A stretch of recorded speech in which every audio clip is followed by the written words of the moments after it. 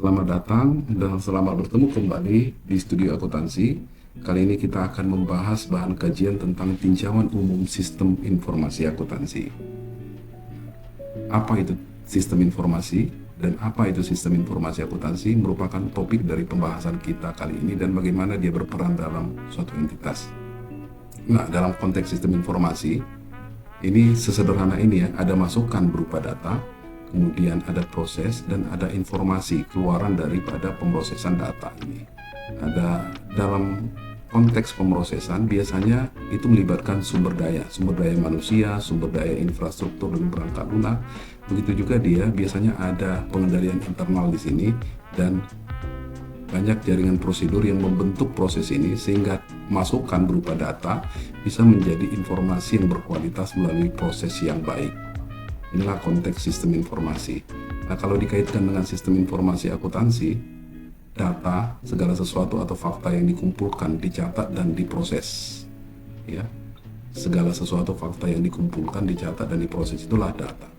Kemudian akuntansi adalah suatu sistem informasi, ini ya, sistem informasi akuntansi, suatu sistem informasi. Jadi akuntansi itu adalah sistem informasi yang memproses transaksi menjadi informasi yang relevan. Berarti sebenarnya kalau kita kaitkan di sini, akuntansi sebenarnya berada dalam proses ini ya, proses. Oke. Kemudian informasi adalah data yang sudah diproses dan bermanfaat bagi orang yang memerlukannya. Nah, sistem itu apa? Sistem itu adalah suatu kelompok yang dibentuk dari bagian-bagian yang saling berkaitan untuk mencapai tujuan tertentu. Jadi sistem itu terdiri dari bagian-bagian yang disebut dengan subsistem. Nah, subsistem ini saling berkaitan, dibentuk untuk mencapai tujuan tertentu. Jadi tidak ada sistem yang dibentuk tanpa tujuan. Contoh dari sistem ini sebenarnya banyak ya. Kendaraan bermotor adalah satu sistem, di mana kalau kita perhatikan itu adalah bagian-bagiannya dan ada tujuannya ya sebagai alat transportasi. Sistem informasi akuntansi itu juga suatu sistem dan juga suatu sistem informasi. Gitu ya. Akuntansi itu adalah suatu sistem dan suatu sistem suatu sistem informasi. Kemudian kalau kita kaitkan secara keseluruhan, SIA itu adalah struktur yang menyatu dalam suatu entitas atau organisasi.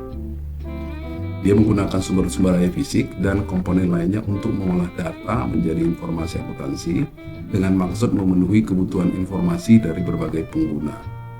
Nah, kita lihat dari definisi tersebut sebenarnya ada komponen-komponen, 5 komponen ya. 5 komponen yaitu orang-orang yang mengoperasikan sistem, kemudian ada prosedur, ada data yang masuk ke dalam proses untuk diproses menjadi informasi, dan ada perangkat lunak yang digunakan organisasi, serta ada infrastruktur teknologi informasi. Nah, kemudian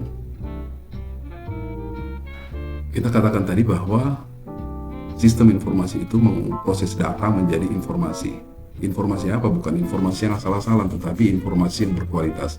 Namun kita juga harus tahu informasi berkualitas itu apa ciri-cirinya. Ciri-cirinya pertama adalah relevan, memiliki nilai prediktif. Artinya informasi yang dihasilkan suatu sistem informasi harus bisa digunakan untuk memprediksi di masa yang akan datang. Dan memiliki nilai konfirmasi, artinya bisa dikonfirmasi ke masa yang lalu.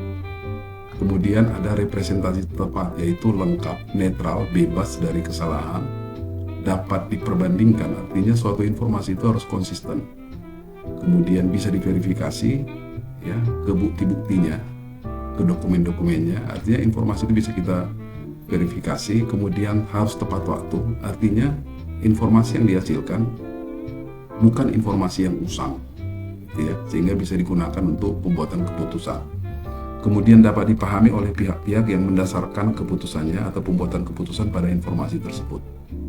Nah, inilah 6 ciri dari informasi yang berkualitas yang diharapkan bisa dihasilkan dari suatu sistem informasi akuntansi. Nah, ini bukan piramida ya, piramida. Kalau kita perhatikan dalam setiap level organisasi itu ada yang disebut top management, middle management, dan lower level management. Informasi yang dibutuhkan oleh setiap level itu berbeda-beda ya. Untuk top level management, middle management, dan lower level. Semakin ke atas, semakin ringkas ini, semakin di summary ya, dan semakin tersaring.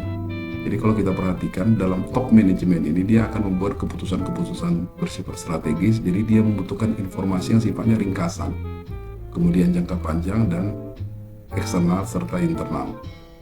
Kemudian pada tingkat middle management, fokusnya adalah pengendalian taktis, ya. Biasanya dia menggunakan informasi itu untuk perencanaan anggaran, pengendalian kinerja unit. Nah, pada tingkat lower level itu ada tingkat manajemen operasi. Ya, ini fokusnya pada pengendalian operasi. Jadi informasinya lebih rinci daripada yang dua level ini terkait aktivitas harian. Sedangkan yang paling bawah ini ya, ini adalah kebutuhan informasi untuk personal operasi. Ini level paling bawah. Nah, kemudian kenapa kita perlu mempelajari SIA? Pertama, supaya tingkat pemahaman tentang proses bisnis dan proses pengembangan sistem semakin meningkat.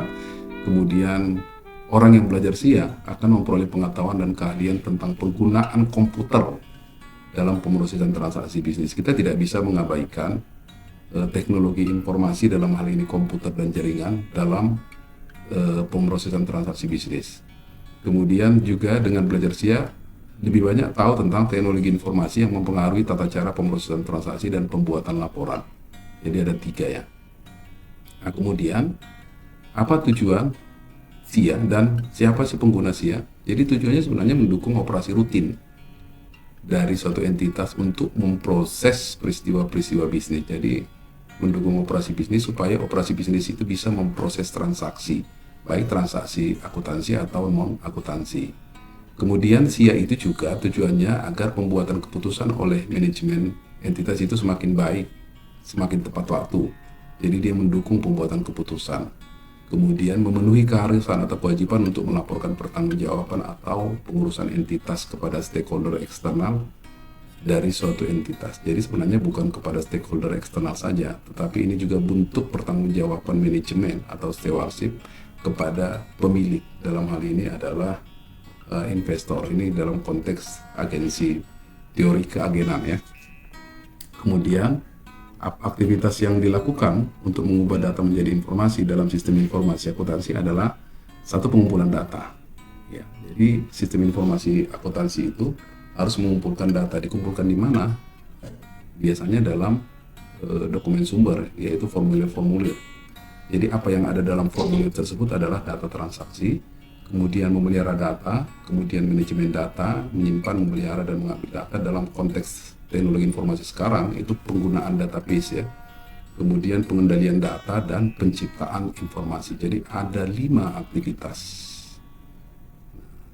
Ada berapa banyak ya sistem informasi dalam entitas: manajemen information system, expert system, decision support system ya. Nah, dalam konteks SIA itu bagian dari sistem informasi yang ada dalam entitas. Dia merupakan bagian dari manajemen information system. Oke. Nah, kemudian ini peran SIA dalam rantai nilai. Kalau kita perhatikan, value chain ini apa ya? Value chain ini adalah rantai nilai. Rantai nilai itu penciptaan nilai kepada pelanggan. Nah, biasanya rantai nilai itu aktivitasnya inbound logistik, menerima, menyimpan, dan distribusi barang untuk menghasilkan produk-produk organisasi. Ini adalah biasanya kalau dalam SIA, dia masuk dalam siklus pengeluaran atau pemerolehan. Kemudian ada namanya operasi, mengubah bahan-bahan atau masukan lainnya untuk menjadi produk jadi. Ini merupakan bagian dari siklus konversi. Outbound logistik, bagaimana produk yang dihasilkan itu didistribusikan kepada pelanggan. Ini merupakan bagian dari siklus pendapatan. Dan pemasaran dan penjualan, ini juga masuk dalam siklus pendapatan. Pelayanan aktivitas purna jual, ya, ini pelayanan aktivitas purna jual biasanya terkait dengan Customer Relationship Management atau CRM. Oke. Nah, apa perannya? Ini kan tadi rantai nilai. Kemudian perannya dalam rantai nilai itu adalah sebenarnya secara umum dia meningkatkan efisiensi dan efektivitas operasi. Tapi secara rinci kita akan mengatakan SIA akan membantu kualitas, memperbaiki kualitas produk dan mengurangi cost produk. Menurunkan lebih tepatnya. Kemudian dia akan memperbaiki efisiensi dari operasi. kemudian memperbaiki proses pengambilan keputusan dengan memberikan informasi yang tepat waktu, dan mempermudah proses berbagi pengetahuan dan keahlian yang bisa memperbaiki proses operasi organisasi sehingga mampu memberikan keunggulan kompetitif. Jadi cukup banyak peran SIA dalam rantai nilai dan dalam pembuatan keputusan. Jadi SIA ini sangat berperan dalam organisasi ya. Nah, demikianlah pembahasan kita tentang secara singkat tentang manfaat atau bagaimana sistem informasi akuntansi di organisasi. Mudah-mudahan ini menambah wawasan kita tentang sistem informasi akuntansi. Terima kasih.